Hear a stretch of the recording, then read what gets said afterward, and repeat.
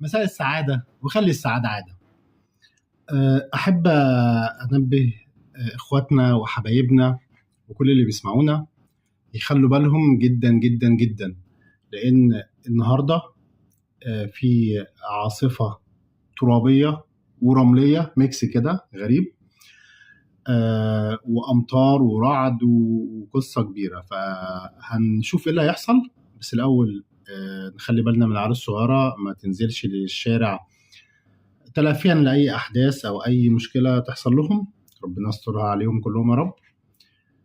ولو هننزل ناخد بالنا نلبس الكمامات، ناخد بالنا نبعد عن الأعمدة، عن الشجر القديم، عن أي حاجة ممكن تسبب مشكلة أو ما شابه.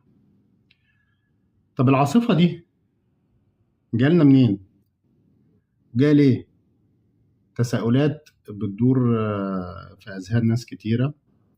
طب هي ليها علاقة بأوروبا؟ طبعا كلنا عارفين، أو اللي مش عارف دي هيعرف دلوقتي، إن الكهرباء قطعت في أسبانيا والبرتغال وجنوب فرنسا مرة واحدة. ناس عايشة في حياتها الطبيعية العادية جدا، فجأة كده أكتر من 50 مليون شخص ودولتين ويعتبر ونص كمان، اللي هي فرنسا، أسبانيا والبرتغال وجزء جنوب فرنسا، فجأة الكهرباء قطعت. طبعا الناس هتفتكر ان الكهرباء قطعت يعني ايه، زي ما بتقطع شوية كده وتيجي والكلام ده. لا، هي الكهرباء قطعت عن كل مرافق الدول كلها.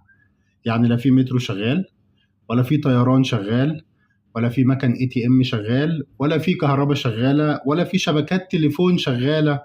ما حدش عارف يتصل حتى بالتليفون يطمن على حد قريبه، ابنه، بنته، أخوه. كل ده متوقف. قد إيه؟ ساعة؟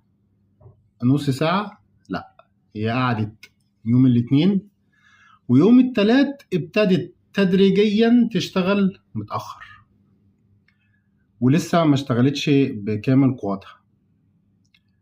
طيب ده دول أوروبا، دول عالم متقدم، دول من الدول المتقدمة اللي هي رقم واحد بقى، مش دول عالم ثالث يعني والكلام ده. يحصل عندهم الكلام ده؟ حصل، مش افتراض، دي حقيقة وواقع. طب ايه السبب؟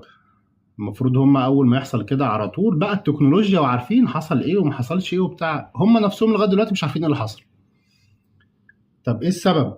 ما يعرفوش ايه السبب.